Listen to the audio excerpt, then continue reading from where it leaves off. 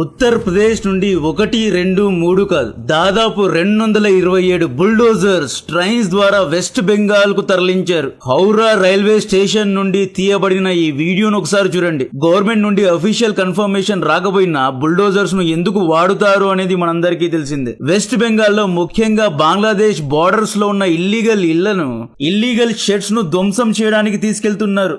227 సరిపోవు, అక్కడ చాలా పెద్ద ప్రాజెక్ట్ చేయాలి. దాదాపు 2227 కిలోమీటర్ల బార్డర్ లైన్ మొత్తంలో ఇల్లీగల్ కన్స్ట్రక్షన్స్ అన్ని ఉన్నాయి. మేబీ ఫస్ట్ ఫేజ్ కోసం 227 పంపించి ఉంటారు. ఇంకొక 300 బుల్డోజర్స్ తీసుకెళ్లినా సరిపోవు. మమతా బెనర్జీ అల్లుడు అభిషేక్ బెనర్జీను హై ప్రొఫైల్ టార్గెట్ ను చేశారు. ఇక్కడ కొంతమంది ఎందుకని టీఎంసీ పార్టీనే టార్గెట్ చేస్తున్నావు అని అడుగుతున్నారు. తమిళనాడు, అస్సాం, కేరళ చాలా చోట్ల ఎన్నికలు జరుగుతున్నాయి. మీరు నోటీస్ చేస్తే నా వీడియోస్ అనే టీఎంసీను టార్గెట్ చేసే ఉంటాయి. దీనికి గల కారణం ఏంటి అంటే, అభిషేక్ బెనర్జీ చేసిన తప్పేంటి అంటే రాష్ట్ర రాజకీయాల్లో జియో పాలిటిక్స్ ను లింక్ చేయకూడదు. బట్ అభిషేక్ బెనర్జీ ఎన్నికల ప్రచారంలో అమిత్ షా, పిఎం మోడీ ఎప్పుడు వెస్ట్ బెంగాల్లో ఇల్లీగల్స్ ఉన్నారు అని ఆరోపిస్తున్నారు. మరి షేక్ హసీనాకు మీరెలా ఆశ్రయం ఇచ్చారు? హసీనా ఇల్లీగల్ కాదా అని బచ్చా పొలిటీషియన్ కూశాడు. Deep state agent Mohammad Yunus, Bangladesh యొక్క పాకిస్తాన్ బ్యాక్ చేసిన జమాతే ఇస్లామీ నాయకులు షేక్ హసీనాకు ఆశ్రయం భారత్ ఇచ్చింది, ఎక్స్ట్రాడిక్ట్ చేయమని కోరుతూ ఉంటారు. అండ్ వీళ్లకు ఈ అభిషేక్ బెనర్జీ ఒత్తాసు పలుకుతున్నాడు. అభిషేక్ బెనర్జీ భారత్ యొక్క పొలిటీషియనా లేదా బంగ్లాదేశ్ కు చెందినవాడా? షేక్ హసీనా ఎక్కడుంటే వీడికెందుకు? షేక్ హసీనా మామూలు ఆవిడ కాదు, షేక్ ముజిబుర్ రెహమాన్ కూతురు. బంగ్లాదేశ్ కు స్వాతంత్రం తీసుకొచ్చింది భారతే. ఈవిడను ఇండియాలో పెట్టుకున్నారు అంటే ఏదో ఒక పర్పస్ తోనే పెట్టుకుని ఉంటారు. బంగ్లాదేశ్ బార్డర్ లో 127 కిలోమీటర్ల బార్డర్ లైన్, దాదాపు 600 ఎకరాల భూమి ఇవ్వమని బిఎస్ఎఫ్ అడిగితే ఈ అభిషేక్ బెనర్జీ కావాలనే ఇవ్వలేదు. ల్యాండ్ అలాట్మెంట్ ప్రాసెస్ ను కావాలనే డిలే చేశాడు. ఎందుకనేది ఈ వీడియో లాస్ట్ లో మీకే అర్థమవుతుంది. ఇల్లీగల్స్ వెస్ట్ బెంగాల్లో చొరబడ్డానికి కారణం బిఎస్ఎఫ్ అని చెప్పి ఇండియన్ ఆర్మీ పైన నిందలు వేశాడు అభిషేక్ బెనర్జీ. ఈ 2 యాంటీ ఇండియా స్టేట్మెంట్స్ ఇవ్వకపోయి ఉంటే బాగుండేది. ఆ తర్వాత మీకు తెలిసిందే, ఎన్నికలకు ముందు అమిత్ షాకు డైరెక్ట్ గా వార్నింగ్ ఇచ్చాడు. దమ్ముంటే May 4th రిజల్ట్స్ తర్వాత వెస్ట్ బెంగాల్లో ఉండమని ఛాలెంజ్ చేశాడు. సో రాజకీయంగా ఛాలెంజ్ చేసుకున్నారు కాబట్టి ఆబ్వియస్లీ అమిత్ షా గారు కావాలని అభిషేక్ ను టార్గెట్ చేస్తారు. ఫాల్తాల్లో ఎలక్షన్ రిగ్గింగ్ జరిగింది, ఈవీఎం పై టేప్స్ వేశారు అని చెప్పి 200 చోట్ల రీపోలింగ్ ను May 21st ప్రకటించారు, రైట్? ఆ తర్వాత అభిషేక్ బెనర్జీ పెద్ద హీరోలాగా ఇండియన్ ఆర్మీ, సిఆర్పిఎఫ్, ఢిల్లీ, ఇతరత్ర రాష్ట్రాల్లో ఉన్న నాయకులందరూ దిగి వచ్చిన సౌత్ 24 పర్గనా అండ్ వెస్ట్ బెంగాల్ ను ఓడించలేరు అని చెప్పి ఛాలెంజ్ చేశాడు. దమ్ముంటే నా యొక్క డైమండ్ హార్బర్ మోడల్ ను, నా యొక్క ఫోర్టును ధ్వంసం చేయండి అని చెప్పి ఛాలెంజ్ చేశాడు. కట్ చేస్తే 207 సీట్స్ మెజారిటీ గెలుచుకున్నారు. రిజల్ట్స్ కు ముందు సింహం లాగా గర్జించిన ఛోటా బెనర్జీ రిజల్ట్స్ తర్వాత పిల్లిలాగా మారిపోయాడు. రిజల్ట్స్ తర్వాత ఏమని స్టేట్మెంట్స్ ఇస్తున్నాడు అంటే, టీఎంసీ యొక్క 300 పార్టీ ఆఫీసర్స్ పై దాడి జరిగింది, 150 మంది టీఎంసీ ఎమ్మెల్యేల ఇళ్లపై గెరేజెస్ లో దూరి దాడి చేశారు అని ఆరోపించాడు. ముఖం పీక్కుపోయింది, భయంతో మాట్లాడుతున్నాడు. ఈ భయానికి కారణం అభిషేక్ బెనర్జీ నడుపుతున్న చీకటి రాజ్యం. School job scam, coal scam, క్యాటల్ smuggling scam చేశాడండి. ఆవులను ఇల్లీగల్ గా బంగ్లాదేశ్ కు అమ్మేశాడు. ఈ జాబ్ ఫర్ క్యాష్ స్కామ్ లో గవర్నమెంట్ టీచర్ జాబ్స్ ఇప్పిస్తాను అని చెప్పి ఎగ్జామ్స్ రాస్తున్న స్టూడెంట్స్ దగ్గర ఒక్కొక్కరి దగ్గర 5 నుండి 15 లక్షలు తీసుకున్నాడు. ఈ డబ్బులు leaps and bounce private limited అనే కంపెనీ అకౌంట్ లో డిపాజిట్ అయ్యాయి. ఈ company director come CEO mister Abhishek Banerjee. May 9th రోజు బీజేపీ సీఎం ను ప్రకటిస్తుంది. May 10th టీచర్ స్కామ్స్ లో ఈడీ అభిషేక్ ను ఎత్తికెళ్తుంది. సెకండ్, వెస్ట్ బెంగాల్లో కోల్ స్మగ్లింగ్ స్కామ్ లో 2742 కోట్లు చేతులు మారాయి. అనూప్ మాహి అలియాస్ లాలా అనే ఒక లోకల్ మాఫియా లీడర్ యొక్క సిండికేట్, ఈసీఎల్ అని చెప్పి గవర్నమెంట్ కోల్ మైన్స్ ఉన్నాయి. ఈ మైన్స్ ను షట్ డౌన్ చేశారు. బట్ షట్ డౌన్ అయిన మైన్స్ లో ఎన్నో హై క్వాలిటీ కోల్ నిల్వలు ఉన్నాయి.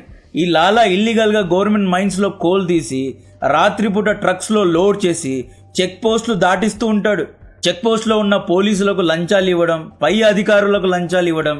దానిపైన ఉన్న అభిషేక్ బెనర్జీకు 1 టన్ లారీకు 150 కోట్లు ముట్టేవి. అండ్ ఈ కోల్ ను పవర్ ప్లాంట్స్ కు అమ్మాడు. విదేశాలకు పారిపోయిన వినయ్ మిశ్రా అనే టీఎంసీ యూత్ లీడర్ అకౌంట్ లో డబ్బులు డిపాజిట్ అయ్యాయి. అభిషేక్ బెనర్జీ గూండా ట్యాక్స్ అని చెప్పి legal and illegal coal trucks పై లీగల్ గా వెళ్ళినా ఇల్లీగల్ మైనింగ్ తో వెళ్లిన అన్ని ట్రక్స్ పై టన్ లోడుకు 150 కోట్ల నుండి 300 కోట్ల వరకు ట్యాక్స్ ను కలెక్ట్ చేశాడు. గూండా ట్యాక్స్ అంటే జిఎస్టీ, వ్యాట్, స్టేట్ ట్యాక్స్ కాదండి. ఈ ట్యాక్స్ కు పేపర్స్ ఉండవు, just black cash shell companies లో డిపాజిట్ చేసి దాన్ని వైట్ క్యాష్ గా మారుస్తారు. షెల్ కంపెనీస్ అంటే డమ్మీ కంపెనీస్, బ్లాక్ మనీను వైట్ మనీ చేస్తారు. ఇది చాలా పెద్ద సిండికేట్.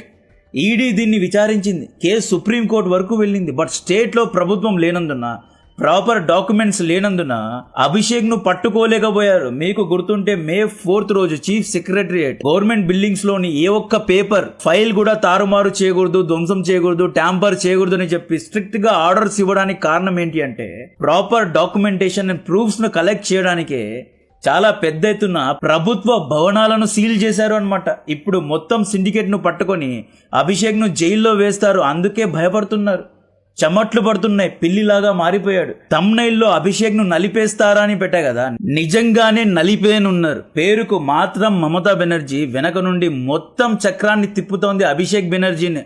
నెక్స్ట్ స్కామ్ పేరు కెటిల్ స్మగ్లింగ్. దీని గురించి ఎవరైనా మంచి డైరెక్టర్ ఉంటే మూవీ తీయొచ్చు. If they want detail information నేను కన్సల్టెంట్ గా కూడా పనిచేయగలను. క్యాటిల్ స్మగ్లింగ్ లో నార్త్ ఇండియా నుండి అండ్ సౌత్ ఇండియా నుండి అండ్ లోకల్ వెస్ట్ బెంగాల్ నుండి ఆవులను వేల సంఖ్యలో ట్రక్స్ లో లోడ్ చేసి 600 కిలోమీటర్ల అన్ఫెన్స్డ్ బార్డర్ లో ట్రక్స్ దాటించి బంగ్లాదేశ్ లో ఆవులను అమ్మేస్తున్నారు. 3 చోట్ల ఇల్లీగల్ గా ఆవులను దేశాలు దాటిస్తున్నారు.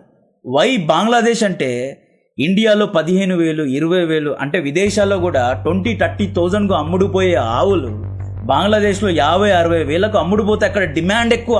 బక్రీద్, రమాదాన్ వంటి ఫెస్టివల్స్ లో రేట్స్ ను ఇన్ఫ్లేట్ చేసి ఒక ఆవును ₹1,00,000 కూడా అమ్ముతున్నారు. 2024 ఏప్రిల్లో ఇల్లీగల్ కెటిల్ స్మగ్లింగ్ చేసిన ఇమాన్యుయల్ హక్ ను అరెస్ట్ చేశారు. కావాలంటే ఆర్టికల్స్ చూడండి. నేను ఏవి కల్పించుకొని చెప్పడం లేదు, అన్నిటికీ ప్రూఫ్స్ ఉన్నాయి.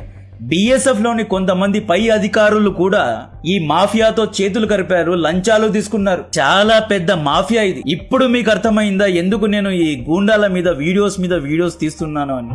హర్యానా యొక్క పెద్ద ఆవులను పర్ హెడ్ 90,000కు అమ్ముతున్నారు. దీంట్లో అభిషేక్ బెనర్జీకు లింక్స్ ఉన్నాయి అనే ఇన్వెస్టిగేషన్ జరుగుతోంది.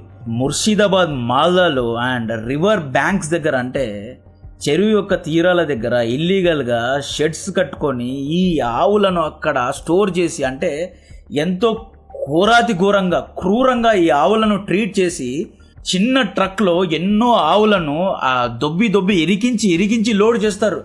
రాత్రికి రాత్రి దేశాలు దాటిస్తున్నారు.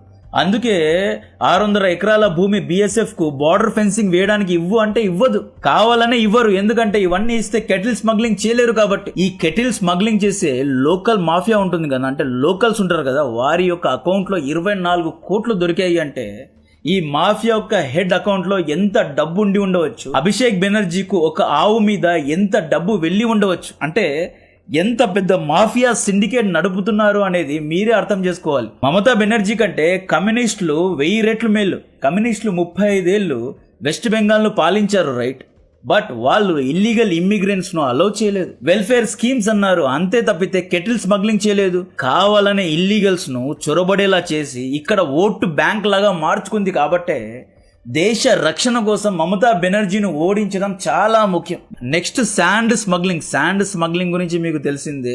సముద్ర తీరం దగ్గర ఉన్న శాండ్ ను ఇల్లీగల్ గా ఎత్తుకొని ట్రక్స్ లో లోడ్ చేసుకుని రాత్రికి రాత్రి కన్స్ట్రక్షన్ కంపెనీస్ కు అమ్మేసే కార్యక్రమాలు అభిషేక్ బెనర్జీ పెట్టుకున్నాడు. అభిషేక్ బెనర్జీ భార్యకు కూడా ఈ స్మగ్లింగ్ లో లింక్ ఉంది. అక్కడ ఎవరో విశ్వాస్ అనే వ్యక్తి ఫారెన్ లో కూర్చొని మొత్తం ఆపరేట్ చేస్తున్నాడు. ఇందులో యూత్ లీడర్స్ కూడా ఉన్నారు. అభిషేక్ బెనర్జీ సౌత్ 24 పరగనాల్లో ఎంతో మంది యువతను పోగు చేసి ఒక పెద్ద గూండా నెట్వర్క్ ను స్థాపించాడు.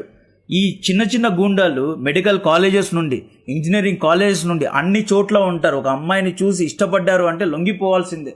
సో అభిషేక్ బెనర్జీ చాలా పెద్ద మాఫియాను నడుపుతున్నారు కాబట్టి ఇతన్ని చెక్కుతారు, నలిపేస్తారు. అభిషేక్ బెనర్జీ చాప్టర్ ఎలా క్లోజ్ అవుతుంది అనే అప్డేట్స్ కూడా ఇస్తూనే ఉంటా. నెక్స్ట్ ఎందుకని 227 బుల్డోజర్స్ తీసుకువెళ్తున్నారు అంటే అక్కడ చాలా పెద్ద ప్రాజెక్ట్ ఉందండి.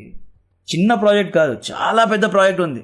5-10 బుల్డోజర్స్ సరిపోవు. బంగ్లాదేశ్ చొరబాటుదారులు ఎక్కువగా ఉన్న ముర్షిదాబాద్ డిస్టిక్లో జంగీపూర్ బెల్ట్లో ఉన్న కెటిల్ స్మగ్లింగ్ షెడ్స్ను ధ్వంసం చేయాలి అంటే ఎన్నో బుల్డోజర్స్ అవసరం ఉన్నాయి. బిర్బామ్ డిస్టిక్ లో నానూర్ ఇలాం బజార్ రూట్ దగ్గర ఎన్నో ఇల్లీగల్ షెడ్స్ ఉన్నాయి. బంగ్లాదేశ్ నుండి చొరబాటుదారులు ఇల్లీగల్ గా టెంట్స్ కట్టుకొని క్యాంప్స్ కట్టుకొని ఉన్నారు. వీటన్నిటిని ధ్వంసం చేయాలి. నార్త్ 24 పర్గనా, బసిరాత్ అండ్ బంగూన్ అనే ఏరియాస్ లో లైసెన్స్ లేకుండా ఇల్లు వాకిళ్ళు కట్టుకొని కూర్చున్నారు. అగ్రికల్చర్ ల్యాండ్ లో ఇల్లీగల్ ఎస్టేట్స్ కట్టుకున్నారు. అక్కడ లోకల్ సిండికేట్, లోకల్ రాజకీయ నాయకులు ఉంటారు కదా, వాళ్ళు ప్రజల భూమిని లాక్కొని ఎస్టేట్స్ కట్టుకున్నారు. And TMC party workers local ప్రజల భూమిని లాక్కొని టీఎంసీ ఆఫీసెస్ కట్టుకున్నారు. ఈ వీడియో చూడండి. ఈవిడ కాంగ్రెస్ కార్యకర్త. ఈవిడ ఇళ్లను రాక్కొని టీఎంసీ పార్టీ గూండాలు పార్టీ ఆఫీస్ కట్టుకున్నారు కాబట్టి ఆ పార్టీ ఆఫీస్ ను కాంగ్రెస్ కార్యకర్తలు ధ్వంసం చేస్తున్నారు. ముర్షిదాబాద్ అనేది ఆదిర్ రంజన్ చౌదరి అని చెప్పి ఒక పెద్ద కాంగ్రెస్ నాయకుడి అడ్డ. అంటే ఈయన దాదాపు 5 సార్లు ఎంపీగా గెలిచారు. ఇదే బహరంపూర్లో యూసుఫ్ పఠాన్, ఎక్కడో గుజరాత్లో ఉన్న యూసుఫ్ పఠాన్ను వేసుకొచ్చి ముస్లిం ఓట్ బ్యాంక్ అని చెప్పి మమతా బెనర్జీ యూసుఫ్ పఠాన్ను గెలిపించి చౌదరి గారిని గెంటేశారు. అండ్ ఈ ఎన్నికల్లో కూడా బహరంపూర్లో ఆదిర్ రంజన్ చౌదరి ఓడిపోయారు. కూచ్ బీహార్ లో అండ్ అలీపూర్ దౌర్ డిస్ట్రిక్ట్స్ లో బిఎస్ఎఫ్ అంటే ఇండియన్ ఆర్మీ యొక్క బార్డర్ ఫారెస్ట్ లో కూడా టెంట్స్ కట్టుకున్నారు. అంటే 1, 2 కాదు, ఎన్నో ఇల్లీగల్ స్ట్రక్చర్స్ ఉన్నాయి, రెఫ్యూజీ క్యాంప్స్ ఉన్నాయి, టెంట్స్ ఉన్నాయి, ఈవెన్ టన్నల్స్ లో కూడా ఇల్లు కట్టుకున్నారు. అండ్ ముఖ్యంగా బంగ్లాదేశ్ వెస్ట్ బెంగాల్ బార్డర్ లో అండర్ గ్రౌండ్ టనల్స్ ఉన్నాయి. ఎలాగైతే హమాస్ అండర్ గ్రౌండ్ టనల్స్ కట్టుకున్నారో అలాంటి టనల్స్ ఉన్నాయి. దాన్ని డెమాలిష్ చేయాలి లేదా దాన్ని త్రవ్వడానికి కూడా జేసీబీలు కావాలి. ఈ బార్డర్ డిస్ట్రిక్ట్స్ వదిలేయండి, కోల్కతాలోని మెయిన్ మార్కెట్లో లోకల్ షాప్ కీపర్స్ యొక్క ఇళ్లను లాక్కొని టీఎంసీ పార్టీ ఆఫీసెస్ కట్టుకున్నారు. వెస్ట్ బెంగాల్లో యూపీ మోడల్ను తీసుకొస్తున్నారు, జీరో టాలరెన్స్ పాలసీ తీసుకొస్తున్నారు. అందుకే ఇన్ని బుల్డోజర్స్ ను ఎత్తుకెళ్లారు. ప్రాసెస్ ఏంటి అంటే first district magistrate illegal structures పై నోటీస్ ను ఇష్యూ చేస్తారు. నోటీస్ ఇష్యూ చేసిన తర్వాత బుల్డోజర్ వెళ్లి ధ్వంసం చేయడమే. ముఖ్యంగా ముర్షిదాబాద్ లో ఎవరెవరైతే అక్కడి మైనార్టీ వ్యాపారస్తుల ఇళ్లను ధ్వంసం చేశారో ఆ మొత్తం ఏరియాను ఏరివేయాలి. ముర్షిదాబాద్ మొత్తం బార్డర్ ఏరియాను అంటే గ్రౌండ్ జీరోకు తీసుకురావాలి. ఆ తర్వాత గేమ్ చాలా ఇంట్రెస్టింగ్ గా మారుతుంది. దీని గురించి నా మరిన్ని డీటెయిల్స్ ఇస్తూనే ఉంటా. కాంటెంట్ నచ్చితే వీడియోను లైక్ చేయండి, ఛానల్ ను సబ్స్క్రైబ్ చేసి అందరికీ షేర్ చేయండి. జై హింద్.